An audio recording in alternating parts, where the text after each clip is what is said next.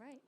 Good morning, everyone. My name is Brianna Lazarowitz with the Planning and Economic Studies section at the International Atomic Energy Agency. As we begin week 2 of COP28, moving a little bit from lofty pledges into thinking about how to implement them on the ground, we are here today to speak about 2 initiatives, the Net Zero World Initiative and Atoms4NetZero, which are doing just that. So I will introduce Dr. Catherine Huff, Assistant Secretary for Nuclear Energy at the U.S. Department of Energy. Catherine.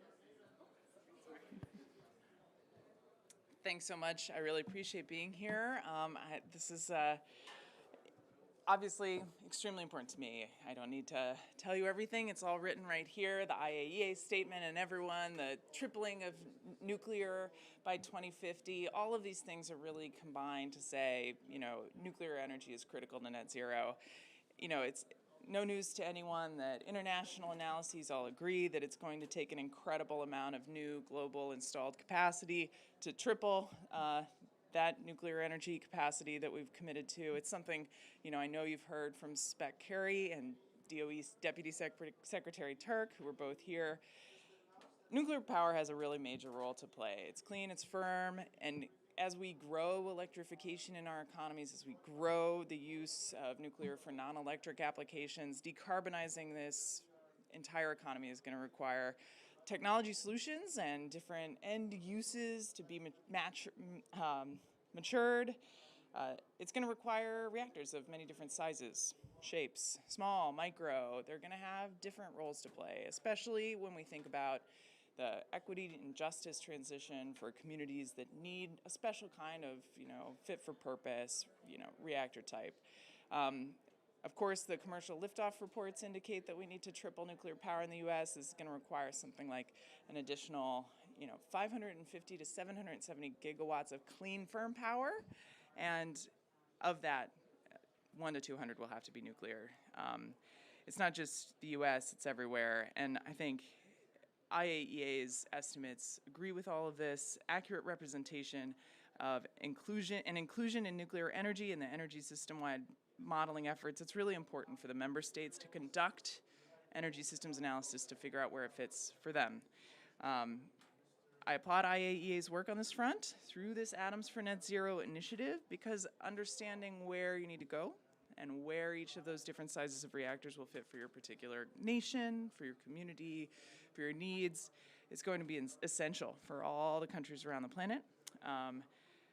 We recognize that SMRs may be right sized to replace aging, retiring, and retired fossil plants, but microreactors may be appropriate to replace diesel generation or directly and specifically support data centers that need, 10 megawatts all the time, every day, 24/7. So communities and developers, I hope, will take advantage of existing infrastructure rather than waiting for transmission to be built. And as more of these coal plants retire, we're really eager to pursue these kinds of projects. And so I think the kind of energy analysis that's going to be needed, in particular in the context of these systems, should identify new options. You've all heard the ones I've listed today. I think identifying ways in which nuclear can flexibly support all the innovations that we're seeing across this COP, it's going to be really critical. As you walk these halls, you'll see technologies perhaps that you've not seen before. I mean, there's a lot out there, whether it's, perovskites or planting trees in new special ways, recapturing power from waste heat. All of these things will need to play nicely together, and it's energy systems analysis that's required. So it'll take long-term investments, maintaining commitments to multiple projects, even if one project stumbles, which I think you all know is certainly the case in the U.S., we recognize that there are lots of companies, and all of those companies have lots of projects, and we should expect a few of them not to go quickly enough, but some of them must go as fast as possible. So I look forward to hearing a really engaging panel discussion this morning, and thank you for allowing me to give you a little bit of color on things you all already know. I appreciate it. Thanks.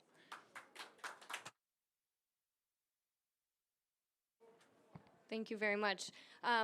We'll move to the directors. So Director Paul Kearns of Argonne National Laboratory. Thank you. Thank you very much for the opportunity to provide a few remarks. It's exciting to be here.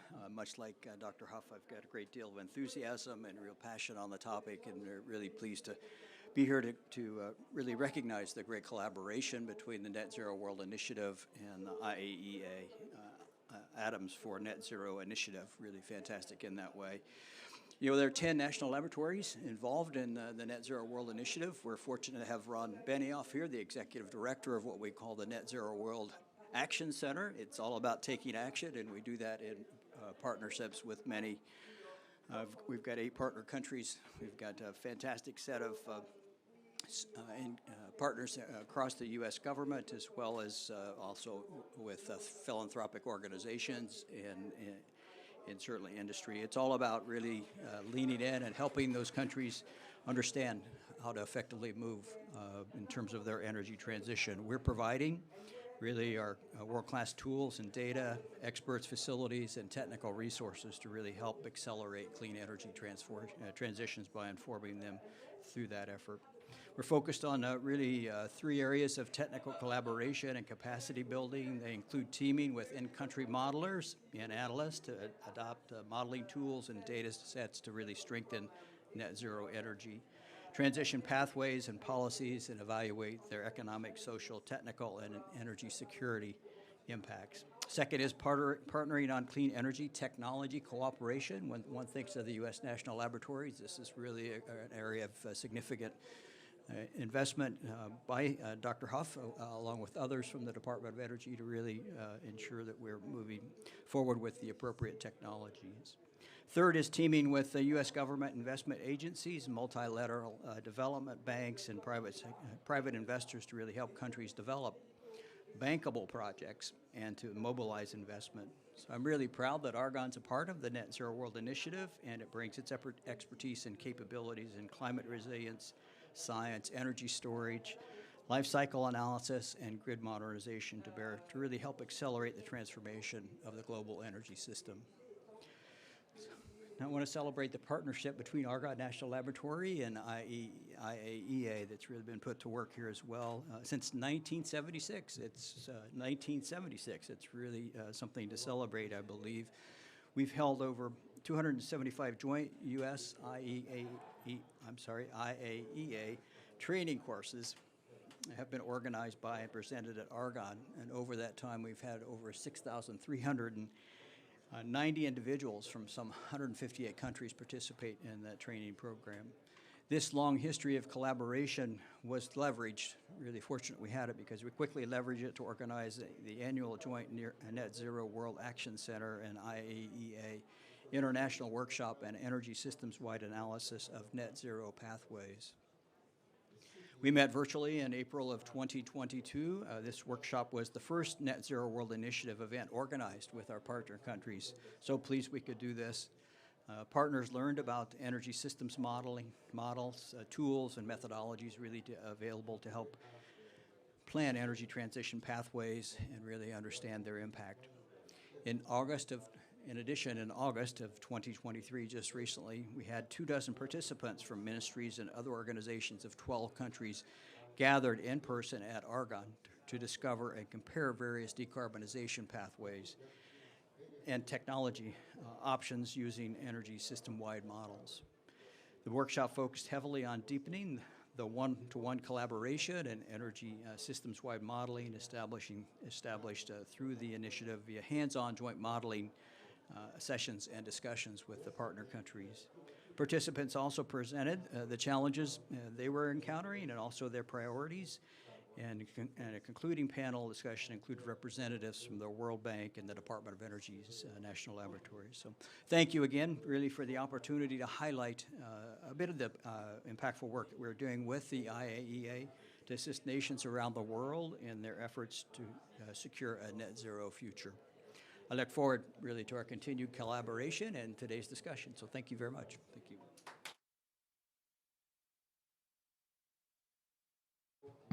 Thank you. Next up, I'd like to invite Director Huang Wei, Division of Planning, Information, and Knowledge Management at the IAEA. Thank you. Good morning, everyone. Welcome to the Atom for Climate pavilion. As the agencies designate a focal point for climate change and UNFCCC, it's my great pleasure to welcome all of you to come to this special event. So I think the previous two speakers already covered very well about what we can do and what we need to do. And I just tried to give a very brief overview about what had happened here, because I think that's the background we want to understand that the situation that the COP28 actually is a COP for action. And one of the main outcomes will be that global stocktake to be concluded by at the end of this COP. And the main element is try to encourage the ambitious action from the parties and all stakeholders to take concrete action to make sure the 1.5 degree of the Paris Agreement will be within the reach. So in addition to these traditional topics on the renewable and adaptation, mitigation, we see a very new development here, that is the nuclear.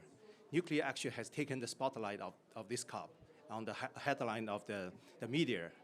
And we see from this joint announcement by the President Macron of France and the Prime Minister of Belgium, De Croo, and also DG Grossi, on this first ever nuclear energy summit in next March, talking about this nuclear's role in addressing climate change and facilitating the net zero transition. And those to the DGs themselves, AIEA statement on nuclear power. And from this group of the head of states, talking about this supporting this tripling the capacity of nuclear by 2050, to a number of the declaration announcement happened in the first part of this COP, including yesterday in the Net Zero Nuclear Summit, which Dr. Huff made a lot of intervention there, a lot of announcement there, very inspiration, development there. So, and also another development is that you can see in this COP, the first time the COP28 presidency designated one event to the nuclear, Atoms4NetZero, which is jointly organized by the host country and IAEA, and supported by many countries, and also has a record number of the pavilions dedicated to the nuclear, including here, our neighbors, on this floor, and other places, and in the green zone as well, to a lot of nuclear events happen across the COP. So this is really, really encouraging and create great momentum. So we hope we can take this moment, the opportunity to really move ahead, spearhead to take quick concrete action. That today's event actually will do this. I think people are expecting to see what we can do, what we are going to do to make sure we can do this in a collective manner. So USDOE launched this one in the Glasgow Net Zero World Initiative, and the agency launched our initiative Atoms4NetZero in the COP27. So this when I look at the contents and objectives, it's very, very relevant of these two initiatives. So this creates an opportunity for us to do some synergy together to make sure we can provide a service for countries to position the nuclear in their net zero transition. So let's work together, and looking forward to the concrete outcome of discussion for this panel. Thank you very much.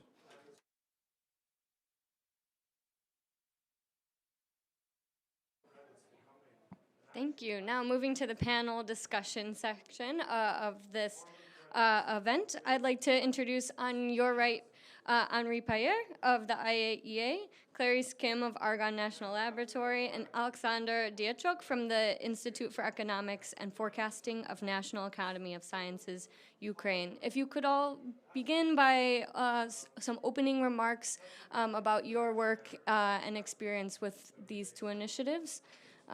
Please, Alexander. Yeah, thank you very much. Thank you for inviting me. It's very appreciated. So we started to work with Net Zero World maybe in May of this year together with you, and during the next three months in June and August, we worked with improving our modeling activities models. We developed Times-Ukraine models, and together with Argonne, thanks to Argonne National Labs, PNNL, LBNL, and NRL, you can see that report which we prepared about transition energy sector of Ukraine till 2050. So, and it was amazing work, and we hope to to continue to work with you. But I just want to say about few words about nuclear in Ukraine. From one side, you know that in this scope, Ukraine also joined to initiative to triple nuclear energy, and nuclear, Ukraine is have a lot of nuclear currently, and before the war, we producing around 50% of nuclear in Ukraine. So we have a scientific potential, we have some technology potential, and so on. And Ukraine want to develop nuclear energy. But from other side, we also should thinking about security, safety. And you know that the Zaporizhzhia nuclear power plant is the biggest nuclear in the Europe, now occupied by Russia. So it's very dangerous for us. But again, nevertheless, Ukraine want to develop nuclear. And in our modeling results, we developed a lot of scenarios, but key scenarios with low demand, electricity demand, with middle demand and high demand. We show that to achieve net zero emission in energy sector, we should develop nuclear, and nuclear can contribute from 35 to 50% of electricity demand. So, and again, we had very amazing trainee. You mentioned about this in Argonne National Lab, yeah, and had chance to work with best modelers who worked in our area. So together, yeah, and yeah, maybe it's a general words from my side. If you have a question and time, of course we'll discuss.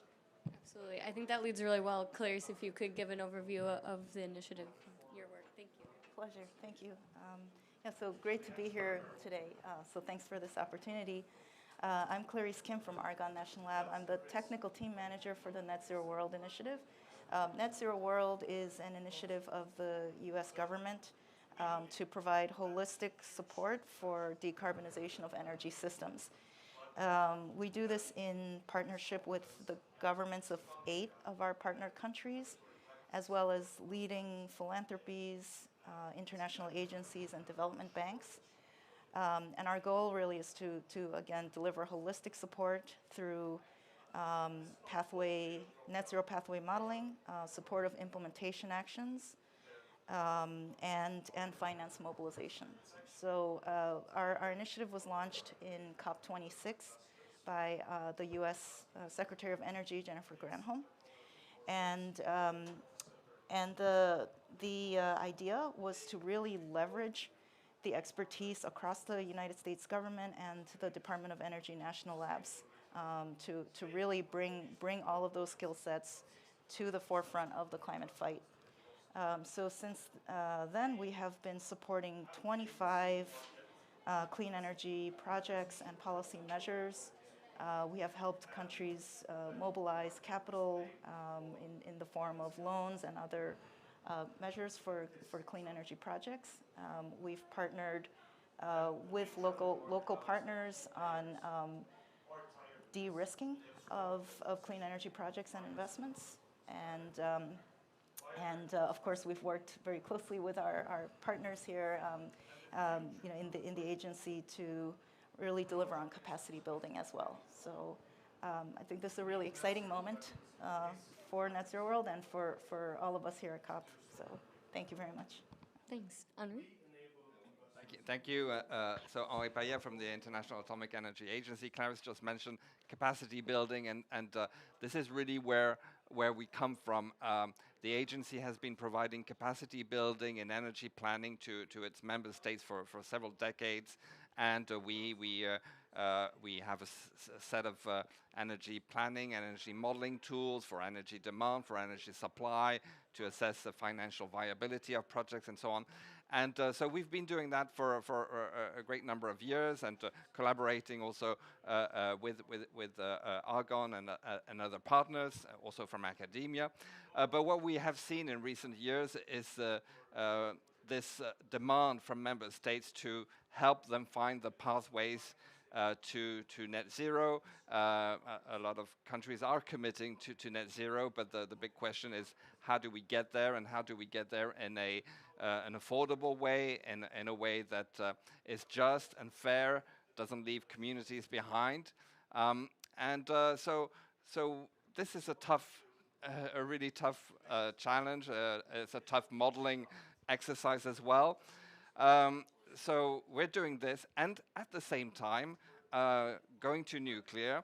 What we're seeing is, and Dr. Huff mentioned this innovation also in nuclear, a new generation of reactor technology, small modular reactors, and so on, that are addressing new needs. It's not just about electricity. We will not get to net zero just by decarbonizing electricity. We need to decarbonize the other sectors, industry, transport, and so on. And many of these reactors have the capacity to deliver low carbon heat or hydrogen. But this is where the tricky point is.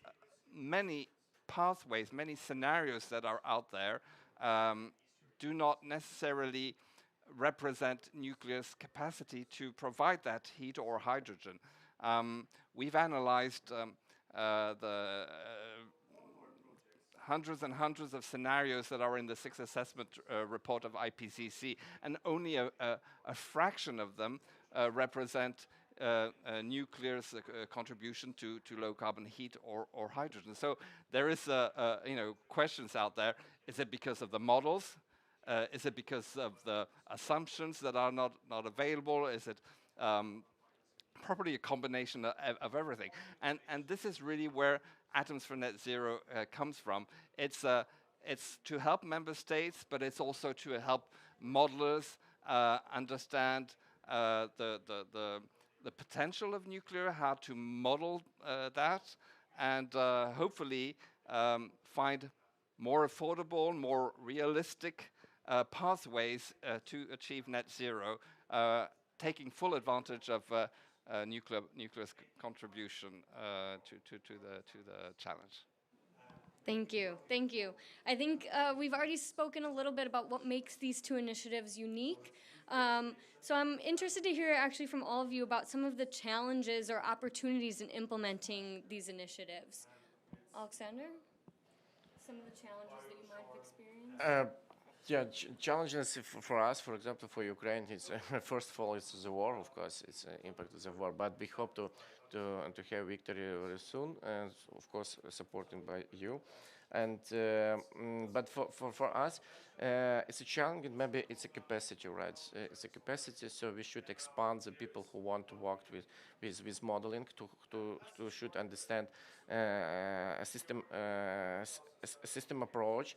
And maybe challenging is to provide to government or stakeholders to show the why results and why we have these results or these results, and discuss with about some input data assumptions, because we are speaking about next 30 years, and based on a lot of or have to a lot of uncertainties, right? It's for us for now.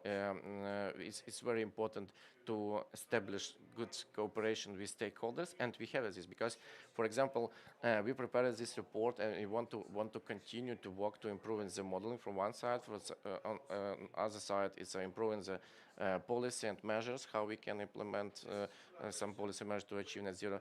And on the third side, maybe it's we are using these results currently for develop national energy and climate plan, which needed for Euro integration of Ukraine, integration to your journey to EU. So and this plan and national energy and climate plan is related with Ukraine facility plan, for which Europe will support Ukraine around 15 billion euros. So it's very important.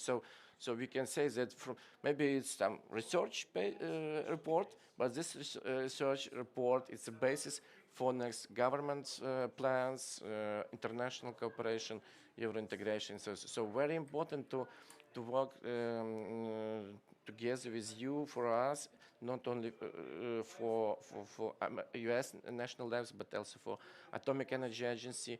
We have a good cooperation with our nuclear company, Energoatom.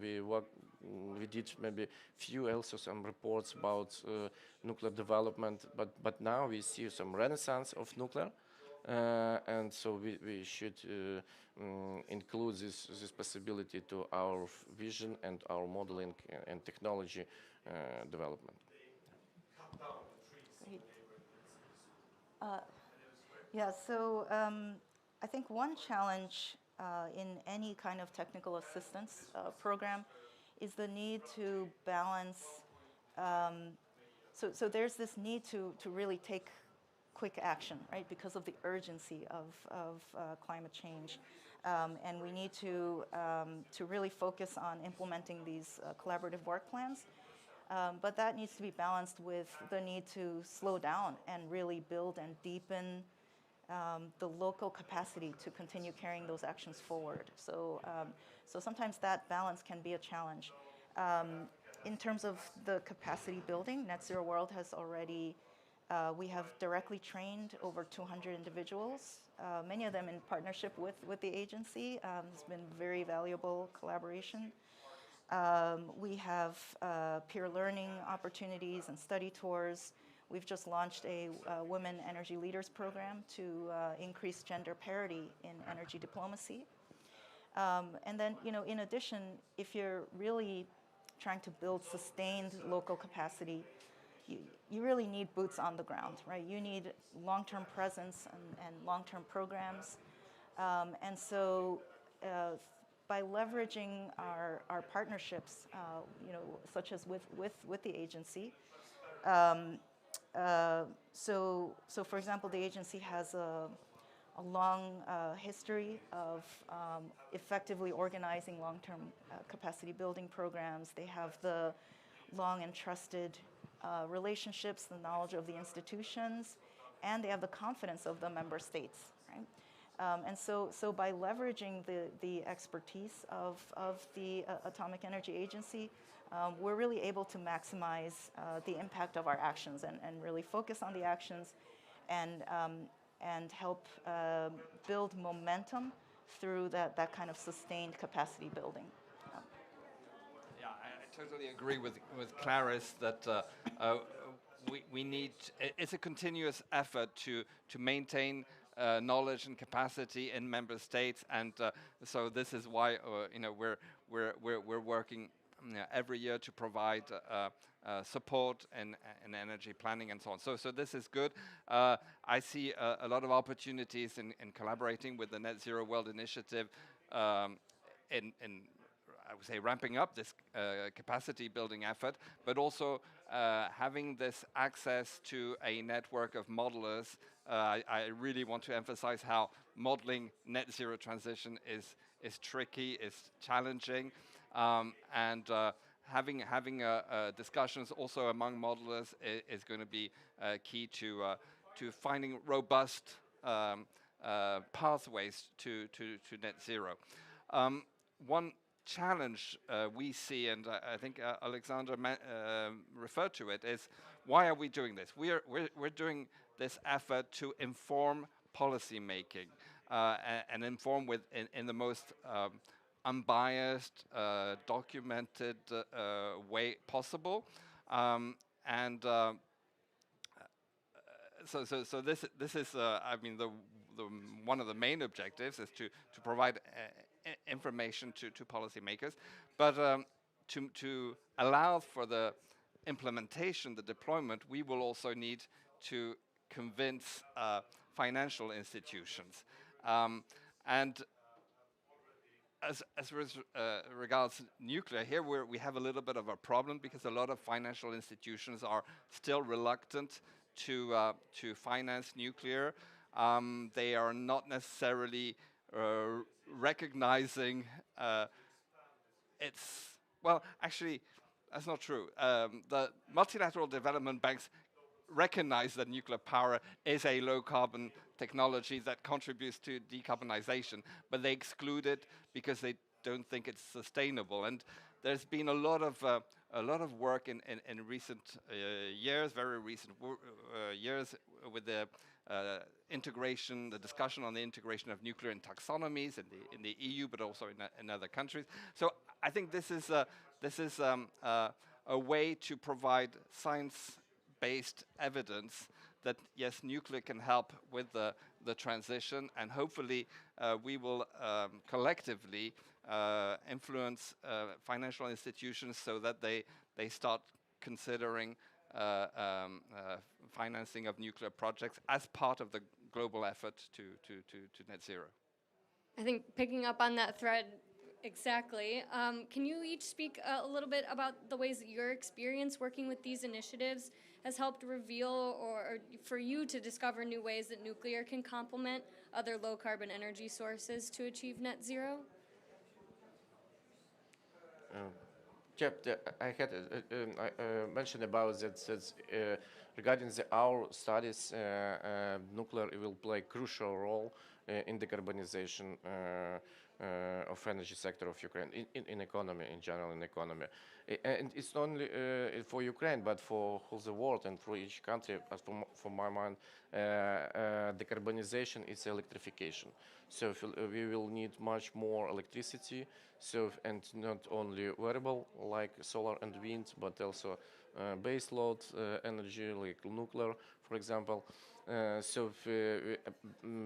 see there's a lot of potential for Ukraine, including from another side. Also, in Ukraine, we had around more 20 gigawatt of coal power plants. So, and on COP26, Ukraine joined to global initiative called Phase Out till 2035, and this initiative still implementing, maybe slowly, but we have this target in our new energy strategy to 2050. So, and maybe places for coal thermal power plants will be good places for new small nuclear reactors. For example, we have a lot of Ukraine have a lot of nuclear companies. Company of Ukraine have a lot of agreement with different, first of all, U.S. companies about developing small modular reactors. It's also maybe. Not maybe, but it's also interesting for Ukraine. So if we want, and we try to calculate these technologies in our studies, but we need more information, of course, and we also sent International Atomic Energy Agency for excellent training in September, where we had discussion not about only some technical parameters of nuclear technology, but also about economic parameters, and this will be so interesting to continue on this. So yeah, again, I think it's a good technology for not only one technology, but good technology for Ukraine to achieve net zero. Yeah, so I actually wanted to respond to Henri's observation about the development banks, and you know, it's really not only the development banks, but oftentimes it's the decision makers or even the analysts who may not have nuclear at the forefront of their minds, but in the joint modeling collaborations through Net Zero World, our partner countries have really seen how nuclear can play a role as part of a combination of low carbon technologies that can really contribute to not only emissions reduction, but also resilience, energy reliability and surety, supply chain issues, and something that's not talked about, I think, often enough. Dr. Huff mentioned earlier about just transitions, and so the potential of nuclear for job creation and efficient repurposing of coal infrastructure. So, you know, all of these benefits to nuclear that may not have been you know, discussed enough have come up in our peer learning workshops and trainings, as well as our modeling work. And then, as Sasha mentioned, in the case of Ukraine, we've really seen through our modeling scenarios that most of the generation mix has to come from nuclear and renewables in order to really meet the decarbonization and resilience goals. for example, supporting like critical loads and critical infrastructures, and putting Ukraine on the path toward energy independence. So this has been Net Zero World has been a very powerful kind of opportunity to understand how all the combination, the full suite of low carbon technologies can interact, and for the countries to learn from each other and see examples like Ukraine to understand this better. I totally agree with what Clara said, and I also want to say how important this COP has been in terms of learning and events that were organized in this pavilion, but also in other pavilions on coal to nuclear, on hard to abate sector decarbonization, on hydrogen. We haven't spoken a lot about hydrogen.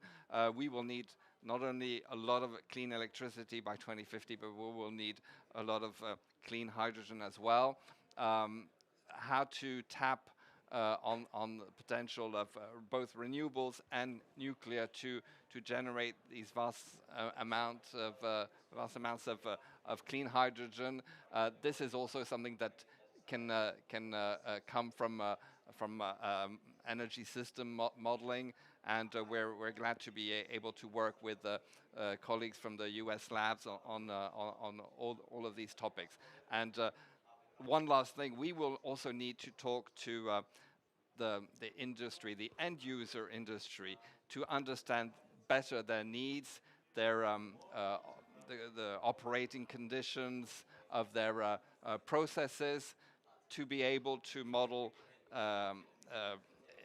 in the most realistic way how nuclear or other sources of clean energy can meet their needs to help decarbonize. Just want to mention, I'm not relating with this Net Zero World activity, but I want to mention today is that Net Zero World supported and worked with three technical university of Ukraine to teaching young people, students about new technology, about small modular reactors to work. It's very important because transition or just transition and so on, and achieving net zero mission will need new generation, new science, new knowledge, and it's very important that Ukrainian students have a best lecture about this and have a possibility and no new small modular reactors in Ukraine now and US in private, but I hope we will be ready when this technology will come into Ukraine. It's very important that you support it also young generation, young people and students in this. It's good that you're mentioning this because we have actually events today bringing a young generation together, the new generation of climate leaders as well, Yeah. and we need. I mean, they're really motivated, but hopefully some of them will also go into work on modeling energy systems, because we will need that as well. Thank you. Thank you. We've heard a lot about the toolkit that exists today. So before we close out, I want to hear just briefly from all of you what's next. If you have plans or ambitions for these initiatives, what is the next step to put this into action? Go first. Well, you know, there's a lot of demand. There are a lot of questions on how will this work. I'm fortunate to be a member of the Council of Engineers for the Energy Transition, which is a body that was set up under the UN Secretary General. So we're a group of engineers from all areas of clean energy. And we had our meetings this week on the margins of COP28, and one of the co-chairs of the seat is Professor Sachs, and he said yesterday, you know, it's good to be able to assess technologies on an individual basis, but what we need to understand is how do we bring them together? How do we integrate all these technologies in a practical way to achieve our net zero objectives? And really, this is through energy system modeling. So Net Zero World Initiative, Atoms4NetZero, these are all initiative to help with that understanding and development. Yeah.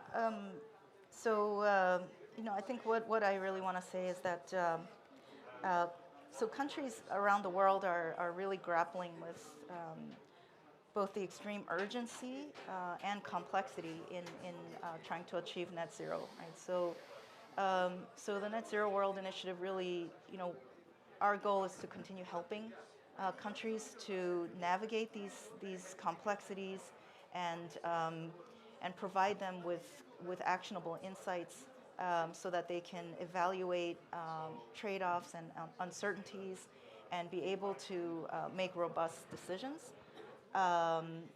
And support, identify opportunities for impactful action and support those actions. Again, our goal is to mobilize $10 billion of clean energy and infrastructure investments by 2025. So those are some big next steps for us.